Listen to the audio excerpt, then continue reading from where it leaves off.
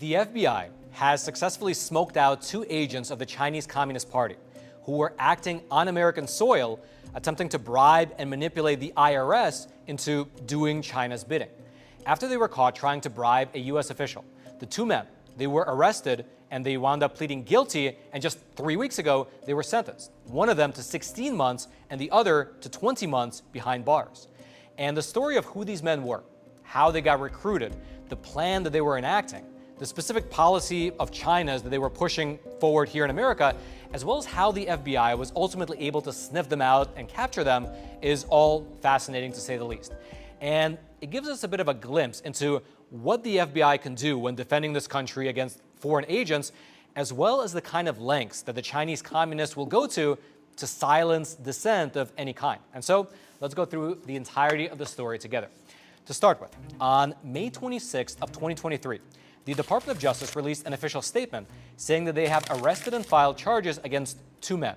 You had Mr. John Chen, a 70-year-old naturalized U.S. citizen who was originally from China, as well as Mr. Lin Feng, a 43-year-old Chinese citizen.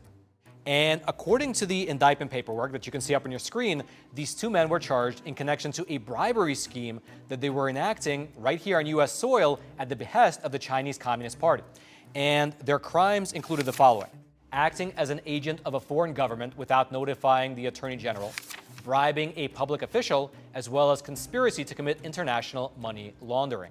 Essentially, these 2 men were acting as Chinese communist agents here on U.S. soil in order to advance the CCP's persecution campaign against Falun Gong practitioners. Now, we have covered the persecution of Falun Gong in greater depth in a previous episode, and I'll throw a link to that episode down in the description box below if you want to watch it again. But the gist of it is that starting in the year 1999, the CCP, under then-President Jiang Zemin, they launched a brutal crackdown on the nearly 100 million people who were practicing this particular meditation discipline over in mainland China. Essentially, overnight, the CCP made Falun Gong practitioners enemies of the state, and since then, within China at least, practitioners have been rounded up, they have been jailed, they've been put into forced labor camps, brainwashing facilities, the women have been sexually abused, and there's even substantial and voluminous amounts of evidence showing that the CCP has built out a giant industrial-scale organ harvesting operation in order to profit off of the physical bodies of the practitioners that they have in prison. In fact, as an aside, there was just a great movie released about this particular topic called State Organs. And actually, I was honored to host the panel Q&A with the director of that film when it premiered in New York City just last month.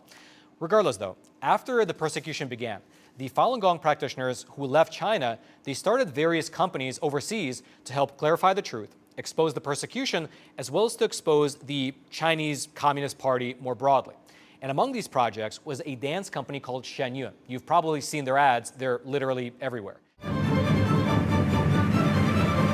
Their dances, they present China as it was prior to communism, and in each one of their performances, they have multiple numbers which directly expose the CCP for its many crimes against humanity.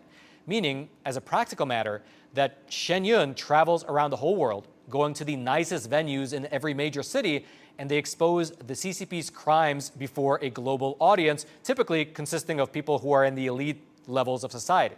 And apparently, the CCP doesn't like that, which is exactly why they enacted this whole bribery scheme to try and get Shenyun's nonprofit status revoked here in America. Quote, Chen and Feng paid $5,000 in cash bribes and promised to pay substantially more on behalf of the Chinese Communist government to a purported Internal Revenue Service agent who was in fact an undercover officer in exchange for that agent's assistance in processing and advancing a defective whistleblower complaint that Chen had filed with the IRS as a part of the Chinese Communist government's directed scheme to revoke the tax-exempt status of Shenyun, a 501c3 organization run by Falun Gong practitioners. Not only were they offering to pay this IRS agent a fat lump sum of money to open up this investigation, but also they were promising him a perpetual kickback. Normally, when you have a real IRS whistleblower complaint, if that complaint actually leads to more money being recovered by the IRS, the person who submitted the original complaint can get a percentage of that recovered money. And so in this case, the CCP agents were trying to use that award money as leverage to buy this IRS agent's services. And by the way, just as an aside, the reason that this particular story really does matter is because these are the guys that actually got caught. But it remains a real question of how many of these types of schemes don't get caught and actually wind up proving successful, which actually the indictment alludes to right here in this part. Quote, on or about May 16th of 2023, during an intercepted call between John Chen and Lin Feng, Chen stated, in the course of discussing the bribery scheme targeting the Falun Gong, that their Chinese Communist government handler is the, quote, one that is always in charge of these matters. Which is very interesting because when he mentions these matters, well, it's a subtle implication that this type of scheme has been enacted before. It's not the first time. And in terms of their rationale, meaning why these two patsies, as well as the government official over in China, would risk so much and just generally use up so much time and resources on this type of a scheme just to target a dance company, well, it appears that the answer was not simply financial. It's actually a deep ideological hatred. Here's what the indictment states, quote, also, on or about May 16, 2023, during a recorded call with the IRS agent, John Chen reiterated that he was carrying out the bribery scheme with Lin Feng on behalf of the Chinese Communist government and stated that his associates in the Chinese government are like blood brothers. We started this fight against the founder of the Falun Gong 20, 30 years ago. They are always with us. That is, if nothing else, amazing.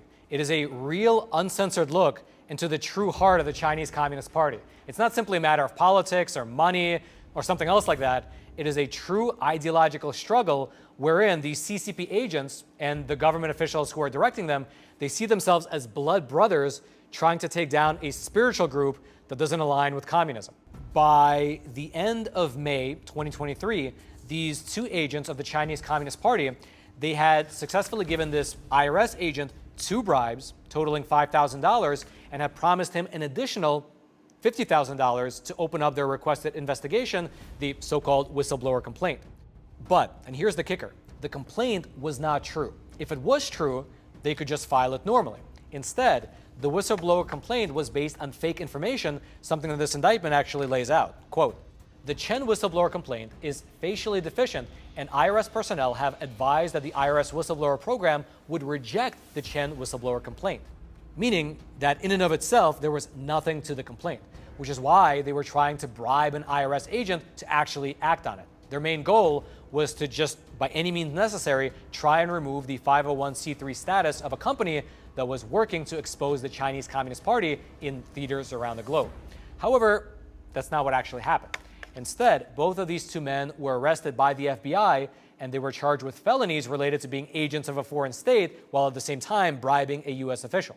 Both John Chen and Lin Feng were detained back in May of last year. Both of them wound up pleading guilty, and both of them were sentenced to 20 months and 16 months, respectively, behind bars. But since both men have literally been sitting behind bars ever since they were first arrested, what wound up happening was that Lin Feng was let go because he had already served for 16 months, while John Chen still has 4 months left in his sentence.